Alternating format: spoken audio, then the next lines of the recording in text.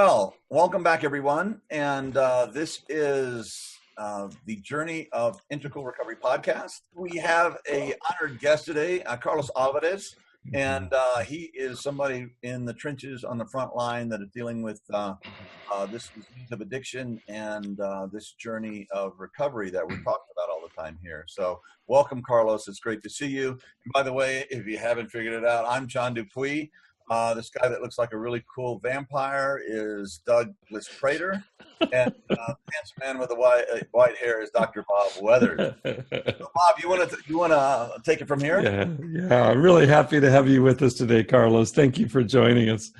I want to introduce you and then just kind of dive in together. I'll set the tone, but I want to introduce you more personally.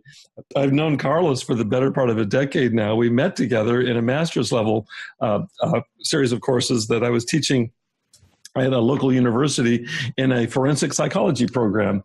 And I still remember the first day I met you, Carlos. You were a shining light then, and you've been over all these years since then. I learned so much from you, Carlos, and I felt so much inspiration. We've had a number of interactions, including in other interviews. You're developing a new program, which I know you'll be talking about today, which I'm excited to read about. Let me just say a word about Carlos. His background is in forensic psychology. He's currently, that's at a master's level, he's currently in a doctoral program in counseling psychology. He's been the dean of a local charter school, been very involved. The piece that I know most about you, Carlos, is our interaction in and around how to apply principles of restorative justice to populations that are most marginalized in our society. These are formerly incarcerated offenders, as well as currently people in the community who are involved in gangs. And you've been dedicated to this work really your whole life, owing to where you come from, Carlos, and it's just total respect. I have the chills even introducing you. You know how deeply I feel about what you're doing. And so here's a man who's really trying to bring a redemptive heart and soul to a population that is really cast aside in our society. And part of that population, there's a lot of overlap between what we deal with here, which is around addiction and recovery. But you're working at it from what Ken Wilber would talk about in the integral model, really focusing on the lower right-hand quadrant, which is how to address societal issues on a global level, as well as reaching each person individually. So you bring a unique specific content of what you do, Carlos, but you also bring a unique perspective in terms of so much of our work focuses more on the individual or the embeddedness of that individual within immediate family. And you're looking at that embeddedness within a community and even within a culture. And so I'm really excited about, I want to learn from you again today, my friend. So yeah, welcome aboard, Carlos. It's a real honor to have you here, sir. Thank you very much, Dr. Weathers. And it's, like two chemicals, when they're merged, there's a reaction. I feel that the reaction we always have is special and magical. And I always gain so much luminosity when we finish talking. I go back and I'm like, okay, we need to touch this. So I am grateful for you, and I'm grateful for this moment in time. Yes. As you mentioned earlier, my life has been around restorative practices. Not can say restorative justice, but in a way in how we help individuals restore in a smaller sequence, restore within, restore in a community, restore in a global setting, as you said. And we've used, I use the system of restorative practices, restorative circles, as a means of integration. When we're talking about restorative justice or restorative practice, we're talking more about reintegration, the individual into a subculture, a setting, or a community. So, you know this, Carlos, and I think the other gentlemen do too. I grew up with a father who was involved in the so-called Department of Rehabilitation here in the state of California. Dad was a psychiatrist at various state prisons, Vacaville, Soledad, and so on.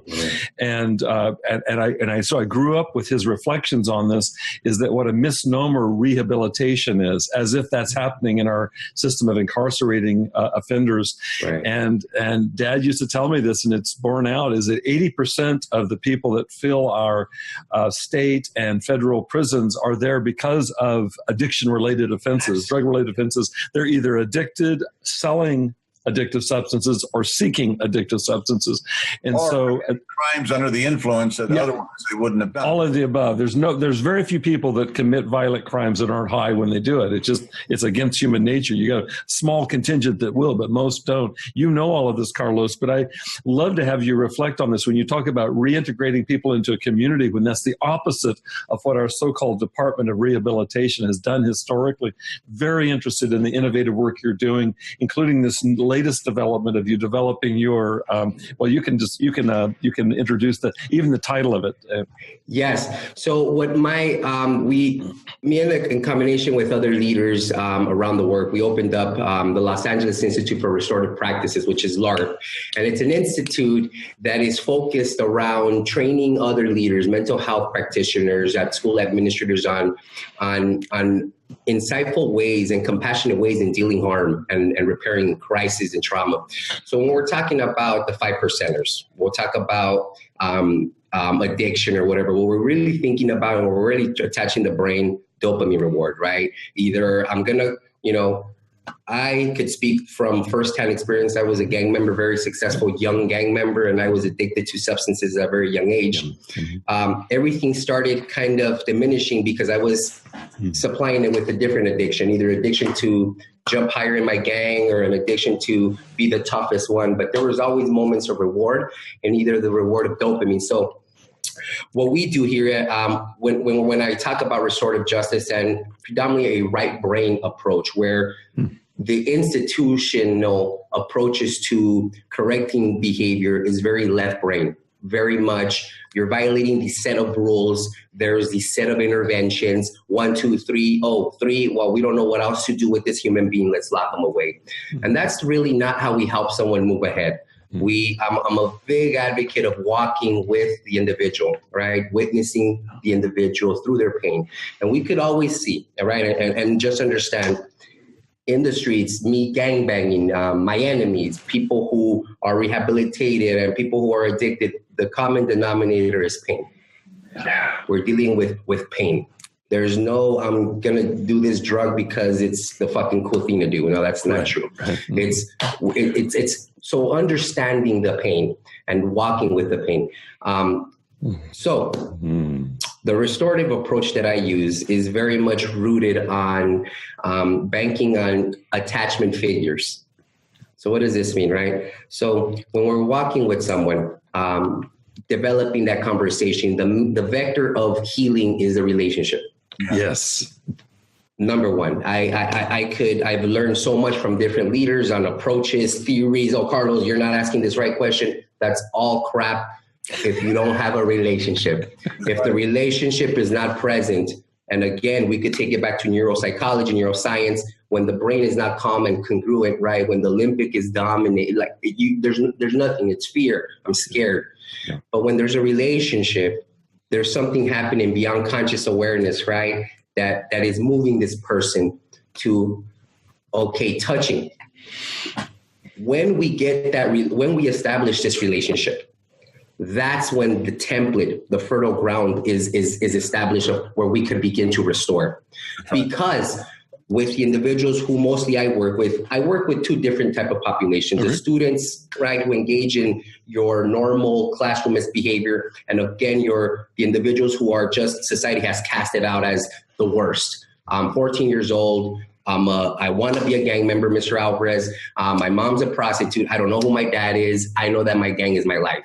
Yes. That is the individual I work with. And those individuals, their psychology is very different in thinking, and painting the picture of healing and forgiveness is very, very foreign for them, and it's very scary. So building a relationship with them, painting the picture that it's okay to forgive. And in essence, when you build a relationship, you're in essence forgiving self, because you're allowing the virtues of who you are to unfold. And when I start illuminating that, when I start identifying in the pre-conversations before something happens in this restorative deal, we build this relationship.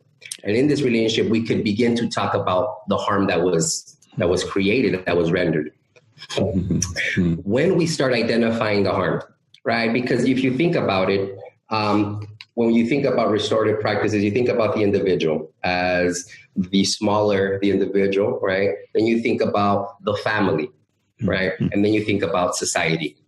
In restorative practices is how do we merge all this? How do we bring in the individual? How do we do the internal work here? How do we deal with the shame?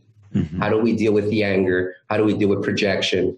How do we deal with all that, right? Accompanied with negative coping skills. Then we have the 5%er, impoverished community, gangs. Then we have a different individual. How do we begin to talk, right?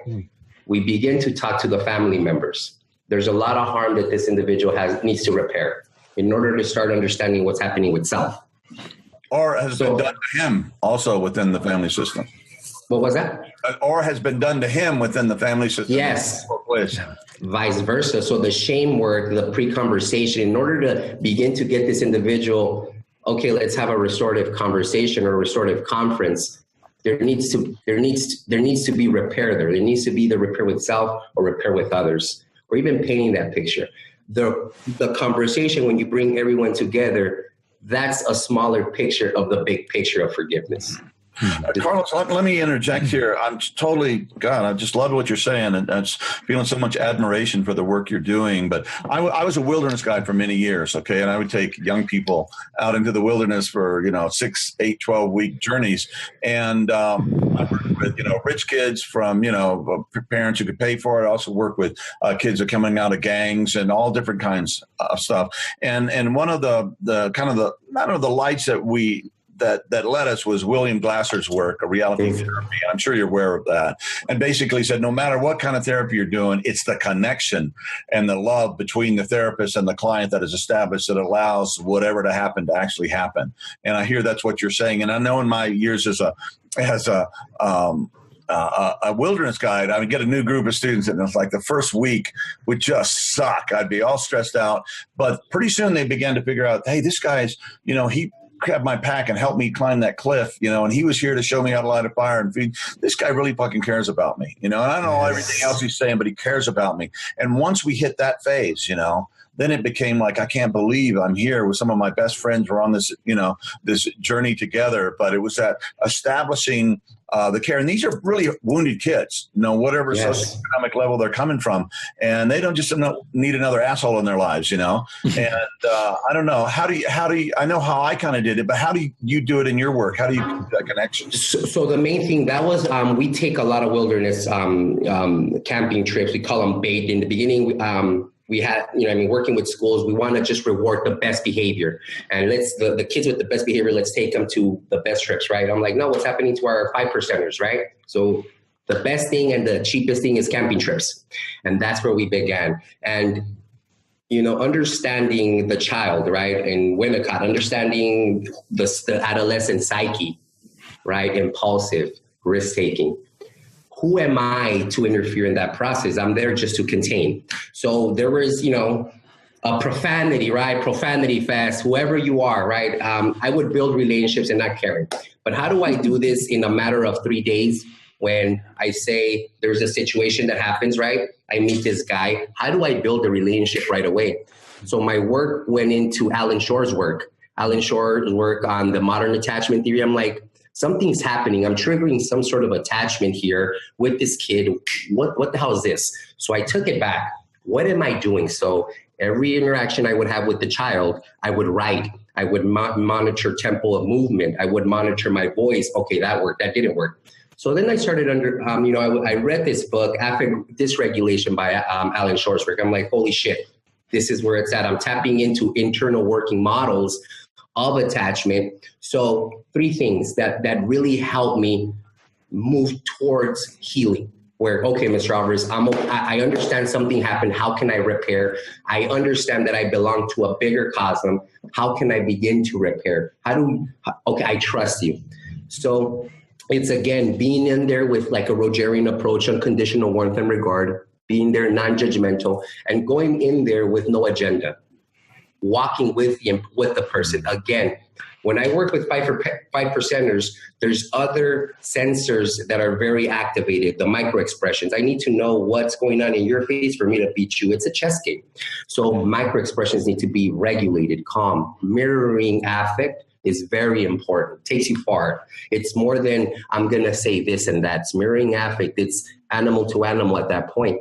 So it's your mirroring affect, tempo of movement, how you're moving through the conversation. Are you being human about it, or are you being templated? Are you trying to answer these questions? And auditory prosodic is how are you moving the tone? When the shit gets high, do you get high? Oh man, or do you get low in order to foster that warmth? Remember, these youth haven't been, a lot of the kids that I work with, they haven't exfoliated emotion. They don't know what this shit is. I know what anger is. I know what happiness is. And the other feelings are gay. No homo, miss. This is what, you know what I mean? I'm like, I'm really glad you're here. I love you being here, son.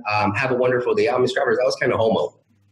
Right? Versus, you know, but it's okay. It's okay. Like, son, let's change language, right? Let's what does that mean? Well, I don't know. You made me feel weird, dude. Like another guy making me feel weird. But see, this is the mindset that continues for these younger adolescents and this untamed mind.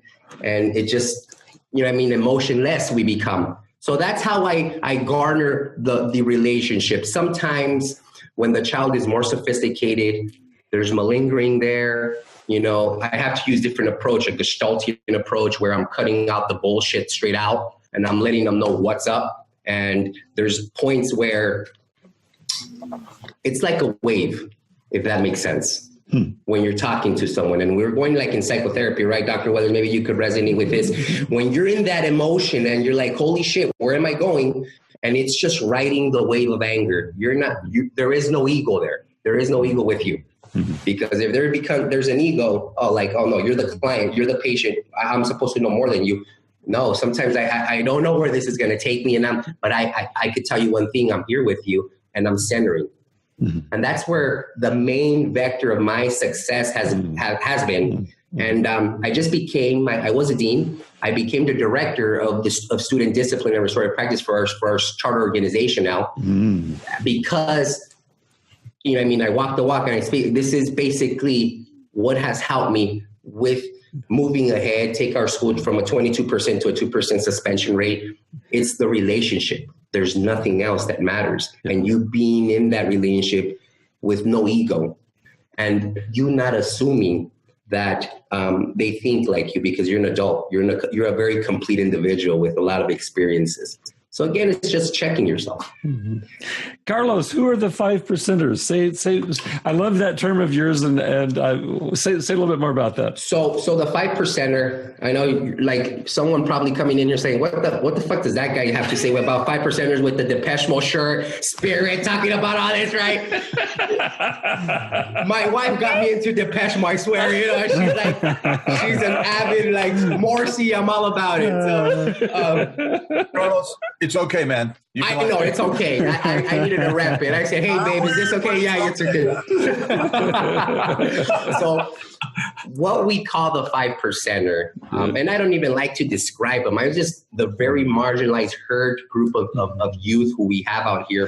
The 5%ers is usually the 5% of a gang, okay, of a gang, and this 5% is usually the versus their counterparts stay in the gang about, with research state, 7 years versus the other counterparts would drop off the gang, not die, but discontinue gang association and activity within 2 years. Okay. These 5%ers continue the work, and they're basically the ones putting the neighborhood on the map, engaging in the retaliatory shootings, turf wars, going into recidivism, very active in recidivism. So the ones who are really, really engaging and who I could say have the poorest attachment, because they need it a lot harder. And these are the 5%ers who usually get into the heavier addictions of heroin, methamphetamine, the more heavier type of drugs and addiction. And of course, we could always start seeing the attachment figures there. Why the attraction to the heavier drugs like a heroin and methamphetamine? I have a sense of it, but I just love to have you comment it. Why the 5%ers? You know, I always used to say that, you know what I mean? Like, dude, what's up? Why didn't you use weed? You know what I mean? Like, shit. Yep. He's like, Carlos, I fucking carry a 45. I'll shoot anyone on sight. You think weed is going to give me the same high as when I'm wired up, dog? Yep. Right? Yep. The harder behavior, the harder you are. The harder behavior transcends in everything you do in life. If it depends how this person, how he fights, right, will dictate. Even my buddies, when we got courted into the gang, the guy that was the most quickest to fight was the one that was the fastest to get the gun, was the one that was fastest to put the neighborhood up there, was the one the fastest to get hooked up on something. Yep. So there's some science to be done in there, right? There's still some little bit of research, but it's mirroring emotion, I feel. So you feel that these 5%ers are that way because of the just absolute almost lack of any kind of human attachment in their lives? There's a myriad of contributing factors, but of course, relationship and the poor attachment has to be the most prevalent, and I want to say the most important. And yes, because when we have a secure attachment, what helped me get out of the neighborhood, right? What helped me leave my addiction? I was my father's first son. In essence, I was enamored with love. Any cry, any distress, my dad was responsive. My mother was responsive. And that understanding now with Dr. Gabor Mate's work in regards to risk-taking and father attachment, that really helped me take risk. However, contain my risk, knowing that I had, when I would go do stupid things with the neighborhood, I always knew that wasn't something I was supposed to do. And that was my dad behind me. And I would say, fuck, get away from me. But I always knew he was there, and I would feel shame coming back home. I'm like, shit, I just did all this shit. I'm wired and my dad's here. I always had that. And that really helped me persevere through my addiction of crime, my addiction of just maladaptive fame, and addiction of drugs. That was the vector. My mother engaging in a right brain to right brain relationship with me more, she was forgiving. She apologized for what she's done. And I don't know what she has done. She's done a lot of stuff through the course of being an adolescent. Sometimes you hold so many regrets. But her saying that she's there and that she knows that my pain is real was remarkable. It just made me stop everything. It was just crazy shit. Wow. Say a little bit more about right brain to right brain. I know you've been really actually discussing it, but those terms may not be familiar to our audience. Right brain to right brain. What is that?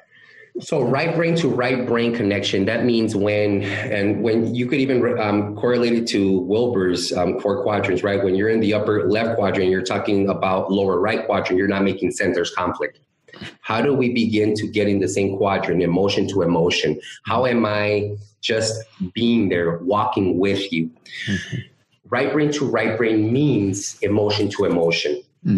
Versus the intrusive, punitive ways of dealing with behavior, very much rule setting, expectations, and 1, 2, 3 rules, like the first, second strike, you're done type of deal. Right brain is you understanding that you could tap in to those working models of a human, and you could establish that relationship. And when we engage in a right brain to right brain conversation, what comes out becomes fluid to both of us versus conflict. I don't understand that. I don't agree with that. It becomes more understanding where this person's coming from.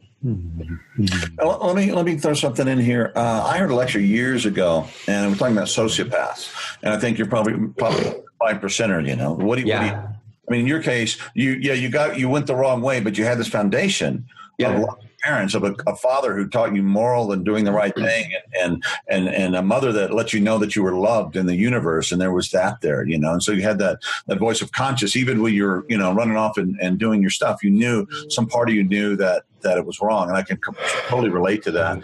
But you get these kids that, like the 5%ers, that never had that, and this particular, like the gentleman said, he said it's kind of like the what was that movie with Richard Gere, Officer and a Gentleman. Okay, if you remember the movie, he goes in, he's a complete sociopath. He's a 5%er, man. He is screwing everybody. He's really slick. He's getting his way. He's manipulating the system. And finally he comes he bounces into this drill sergeant played by that brilliant black actor Lou Gossett, who won an Oscar for Best Supporting Actor for that role. And they just bam, bam, and they hammer it, and he breaks him down and gets him back almost to that infant. And he says, "You're out of here, you're out of here." And he just cries out and goes, "No, I have no other place to go." And at that point, there's a breaking, there's a shifting, and he connects with Lou Gossett, and at that point, a human being emerges. It's a really powerful film. And I'm wondering if that seems right to you when you're talking about with your 5 percenters. See, Heinz Kohut talked about impoverished psychic organization when severe neglect is present.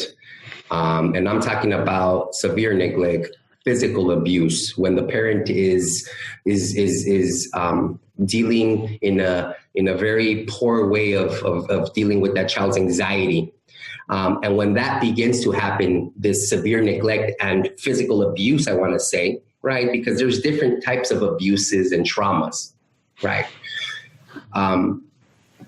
For me, in my experience, I have seen the hardest ones. My friends who are right now doing life in prison were the ones who shared with me that how my mom used to burn shit on me, how my mom used to beat me when I was 1. And my other friends were, my mom doesn't know shit, you know what I mean? My mom's an, immigrant mom coming from, like my mother. She knows how to catch the bus, really. I'm savvy with her. I could convince her otherwise. So you had your 2 type of attachments, right? And your 2 type of neglect. So with it depends. Yes, there's severity-wise, depending on attachment, depending on experiences, but there is this kernel of goodness in everyone, right? We're moving to, there is plasticity in the brain. That means, yeah, you had a poor attachment, oh my God, okay, whatever, but there is something called earned attachments, right?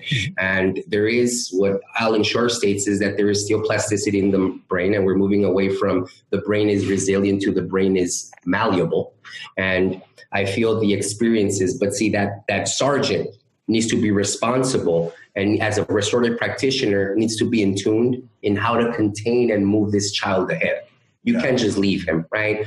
Because then that's where more internalized shame comes in. Yeah, he took me there, but that's bullshit. You see, that's another person who did me wrong.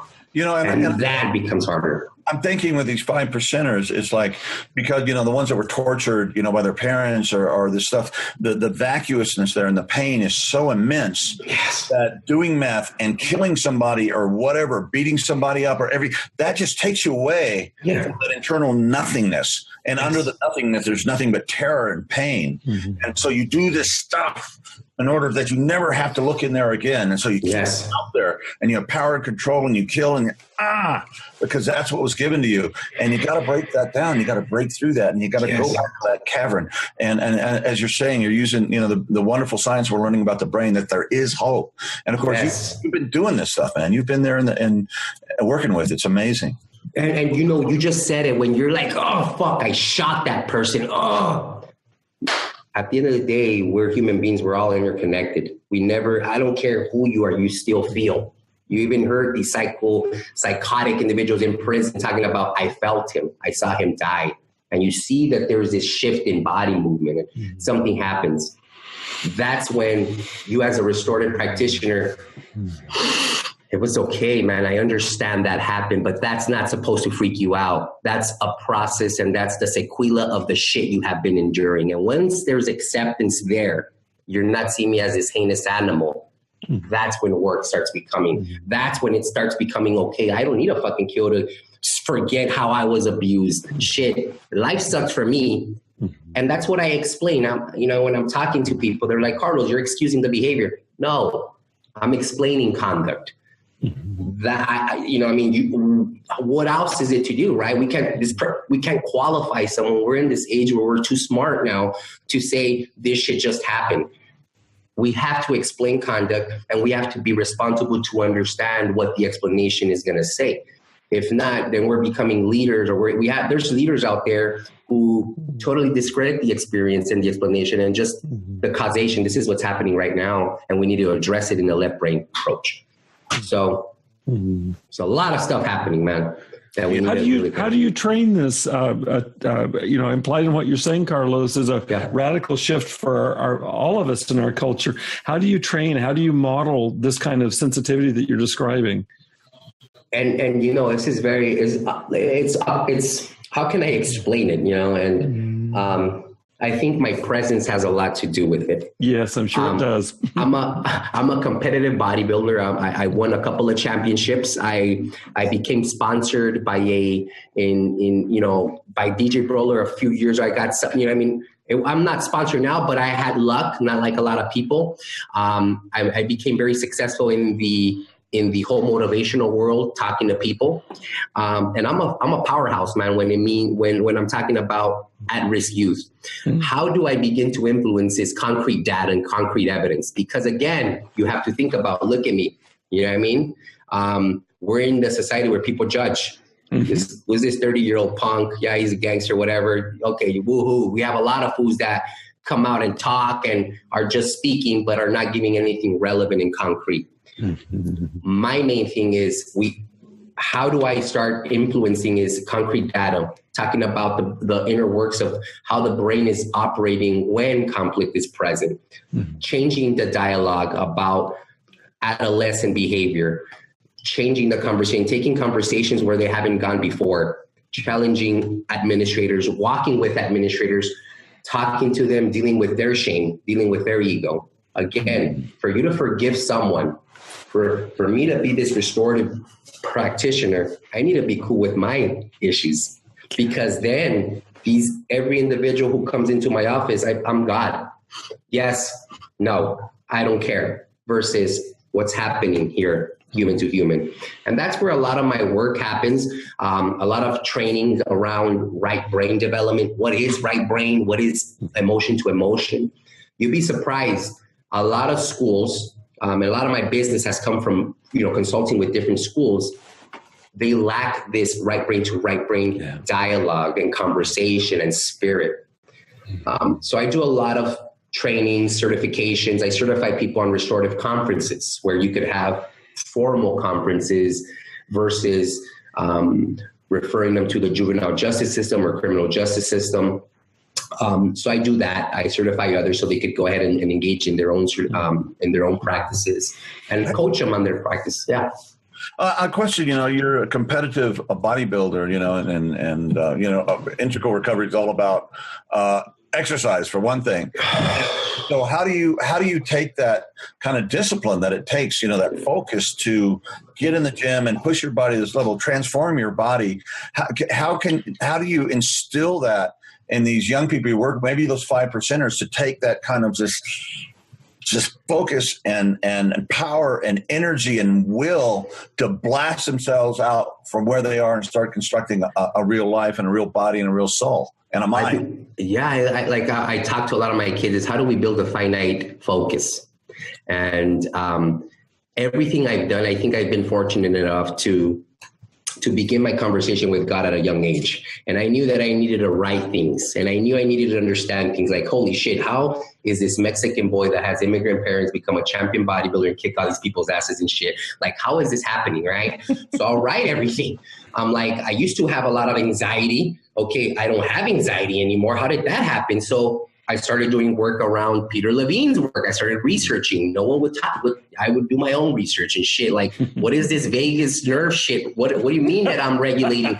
What do you mean that I need to be, that I have sensory and body trauma? And my dad did beat me up, growing up as a kid. And my dad was a bodybuilder also. So his beatings were a little bit heavier. And there was a lot of regret but I began to process my traumas through my weightlifting, if that makes sense. So I would go to the gym and I would listen to a lot of motivational stuff, anything that would get me up and build the hero in me and become my own advocate. So I would listen to a lot of Miles Monroe. And who the hell is he? I don't know. I just put attitudes, and he took me to a different place of consciousness. And I was like, okay, wow, okay, I could get there, And again, just breathing was the vector of a lot of my just being in the moment, not knowing that I could tap in and I could create a new reality. And through that, just being being consistent, for every day forgiving myself, waking up in the morning. I was very overweight when I started. Of course, I stopped methamphetamine. I ballooned up and I was overweight. And I would say, this is not who I want to be. And I would say, but yes, we're working on something. I'm sorry that we're like this, but we're getting somewhere. And I started building this relationship with self. What do I do now? Of course, we have to be appealing and sexy to the adolescent brain. So I talk about, I introduce vanity. Who doesn't want to look good, right? As a youth, I hook them that way. Like, oh, I hook you. Like, hey, man, Mr. Alvarez, you look cool sometimes. Like, holy shit, let me hook you. I'll hook you here. That's your interest. Okay, because I'm targeting, I'm going at the brain. I'm not talking at what people might think. I'm hitting the brain. So I'll get you in here. And then they're like, how do you get the energy, Mr. Alvarez, to do it every day? Then we start talking. I change the conversation about bullshit. I don't talk about nothing else, but how do you become good with yourself? Well, I start being mindful. Oh, well, what's mindfulness? Well, I start breathing every morning. I wake up every morning and it might be 2 minutes or 1 minute, but I set an intention and I just do 4 breaths. And I have students do that. And I'll have little notepads where I'll have them. We have a gym through the labors of our hard work in our high school. Our high school is amazing. And they believe in this. They're like, hey, how can we make it happen? We don't have that much money, but like, let's make it happen. So we were able to every year tap into something. And now we have a full-blown little gym where our youth work out every day. It's all full of our disciplinary kids, our behavior issues we had. During this time, we've had 142 referrals. Right now, we have 27 referrals. What are we doing? We're just engaging human behavior. We're just being human with things. You know, he's upset. Okay, well, like, don't let that upset stay in your body. Don't go move, go get it out, push it out. And that's exactly how we're replacing interventions. You know, we have our very, very at-risk dysregulated youth. Let's walk and talk. Our counselors walk and talk. Let's move the body. Let's engage other senses. So, that's right. Of course, and just being more mature and getting hooked up with the correct woman. And, you know what I mean? But again, it starts with self. Yeah, I worked in the juvenile detention center in San Jose, and I used to do a lot of my sessions shooting baskets with the students, you know. Because it takes it, you know, it's weird. It's not weird. I'm starting to get that word, but it becomes unfamiliar to them when you're sitting down and I'm talking to you like this, because that's hard, right? That's not done with a lot. Like, that's not how it's done. Let's make sure that we're, again, titrating the conversation, because, again, the waves of emotion, if you come at him and let's talk about your problems right here, it's this wave of emotion, shame, eye contact. I don't want to do that shit. Let's play and talk. Let me see how you are. Let me get those. And you start understanding what's happening. The child looking at you very differently, like, okay, let me see if he's reacting. And again, garnering safety little by little.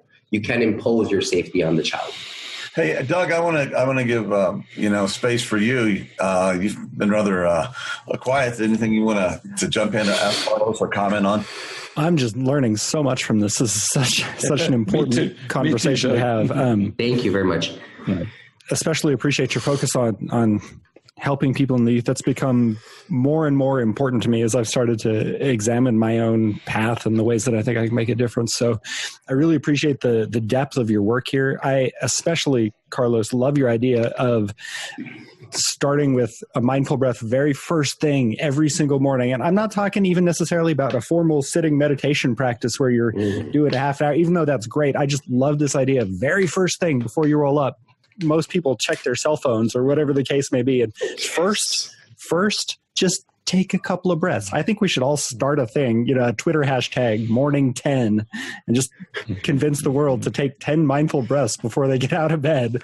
Right. Brilliant. I love it. And if you're thinking about how we start our day, and when we open our eyes, we immediately let's start the day.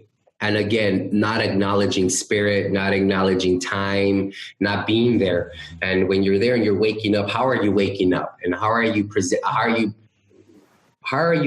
equipping your mind to tackle that day? And how are you equipping your mind to be this recovery specialist, this therapist, this psychologist, this practitioner? How are you just driving into the day, or are you really being in the moment?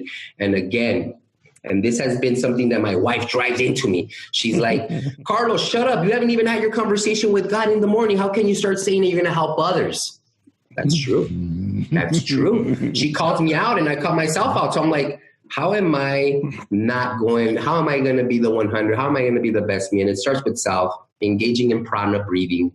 And it's very simple. And this is something where people who are scared of meditation, because meditation can be very, very scary when you close your eyes. And if there's been sexual trauma, a lot of people can close those eyes, and there's a lot of stuff that happens. And, when I introduce meditation, you're like, I don't want to do that, Carlos. I kind of tried it. It's too hard. Well, let's try breathing. And then we'll talk about CNS, the central nervous system, and we'll go on a different level, which is true, correct? So just breathing, right? Breathing in and out, being in the moment, drinking alkaline water, you would see the benefits that does.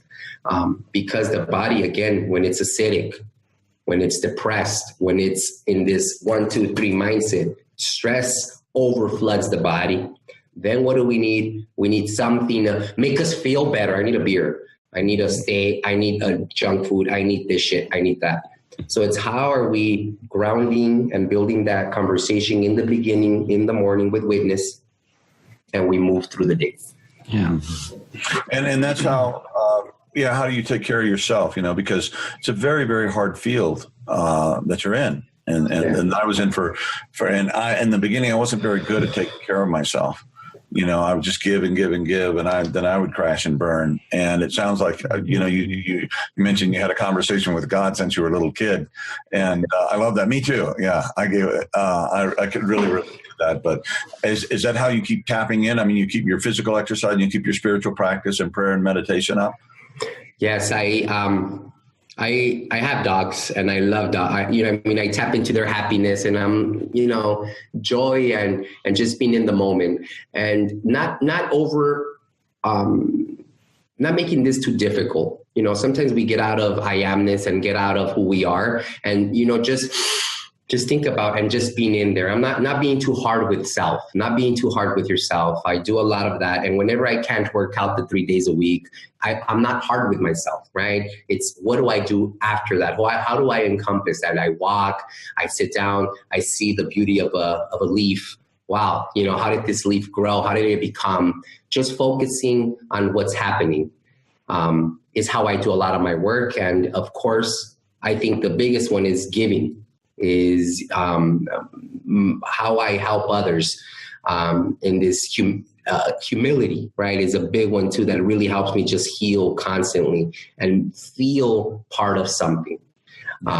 Doing something that you're going to help others is going to make you feel younger, is going to make you look younger because that's what they tell me. Damn, you look young. I'm like, shit, I'm working almost 13 hours a day, 14 hours, and I'm helping others. That's all I'm doing. And it's so much joy when you're doing that. And again, not over consuming your life with work and having this time is saying 1 hour of just me time. If that's you playing video games, if that's you cleaning your house, if that's you doing anything, if you're having that conversation with self and you're doing that, that is it. You're connecting, you're going to evolve eventually. Just stick to it. And Carlos, you're providing a role model. A lot of these young people have never, ever had, not a good one anyway. Yes. That's one of the things that we need to have in recovery. It's like, oh, if that's recovery, I want some. Or if that's recovery, no, I don't want to be like that asshole. I'd rather just go kill myself. Exactly. And it's how do we, like it's like what you put in your resume, right? And what do you put in your resume? I'm not saying that you need to use drugs or you need to do this and that. It's being okay with what's in your resume and okay applying to that job, like being okay with that. And it's that certainty that's going to make you evolve. And there's 3 things that I want to, just 3 pillars that I live my life around is motivation, right? A lot of people say motivation sucks, bullshit. No, I proved it on myself. Motivation, discipline, and meditation. And meditation could be used in mindfulness, right? We could use it in mindfulness. But see, motivation is going to make you wake up in the morning, right? Meditation, right, is going to help you stay congruent, but discipline is going to keep you there. It's going to keep you doing that every day. And discipline is the most important. Not waking up in the morning, eating boiled chicken. No. How are we being disciplined? You mean I didn't eat that boiled chicken this morning? No, it doesn't. Yeah. No, man. How are we being disciplined to a pattern of wellness? That's it. And the understanding that discipline, paradoxically, is how we get free and stay free. Yeah. You know, you think not having discipline, doing whatever you feel like in the moment of that freedom, that's total slavery. But that discipline, once you have that focus, then real freedom can emerge from that. It's amazing. Yes. You hit it right in the head. Freedom happens when there's discipline. And I even tell my other deans that I coach, they're, Carlos, what happens? It's okay to, like so many rules. Kids need rules because that's when they need boundaries. They feel safe. Not having boundaries, it's neglectful. It equals you don't give a shit. Yes. You don't care about me. And they'll test it. But once they find it's there, I couldn't bullshit him out of this. I couldn't push him. This is a strong man. He's held these boundaries. He cares. Yes. I can relax somewhat. Okay. All right. Okay. It can be, okay. Little hope. It's going to be better. It's going to be okay. You got to be able to hold that for these young men. You have to. Yeah.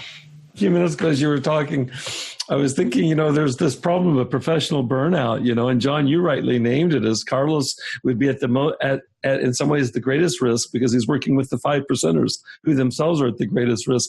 And I was thinking of you, Carlos. I was actually not thinking of you. I was feeling you, man. And I was thinking, I don't know what the opposite of burnout is, but I decided there's a word for Carlos and it's burn in. You've got burn in, man. You've got some serious fucking burn in. It's beautiful to see, brother.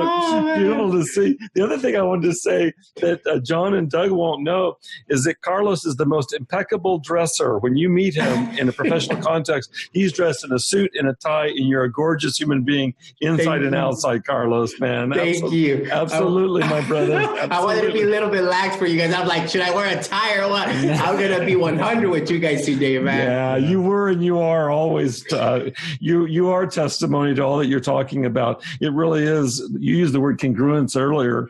It's you walk in the walk, brother, and you have from the moment I met you.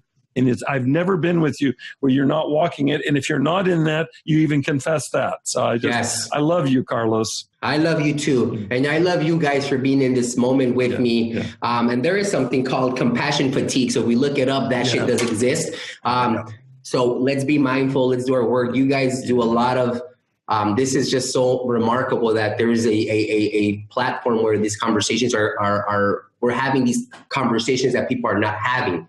And I changed my life based on conversations of other people and how other people were interacting. So this is something very important. I really, I just send you the best prana ever, so you guys have the best energy and successes. And of course, I'm here as a support for whoever wants to talk to me in regards to our youth. I am here. Mm-hmm. Right on, Carlos. Right on. Yeah, fantastic, Carlos. You're such a wonderful example of big heart, big brain, big mind. Big mind. Genpo Roshi, yes. Yeah, Genpo Roshi. Bless his heart. But anyway, if you ever want to run for president, let me know. That's right. I'll start donating and raising funds, So anyway, thank you, brother. So just a real honor and admiration and respect for what you're doing and for who you are and who you've become, who you've made yourself. In the journey of becoming, that's what we say. In the journey of becoming. Well, all right, gentlemen. Love you all. Love you out there too. Thank you very much.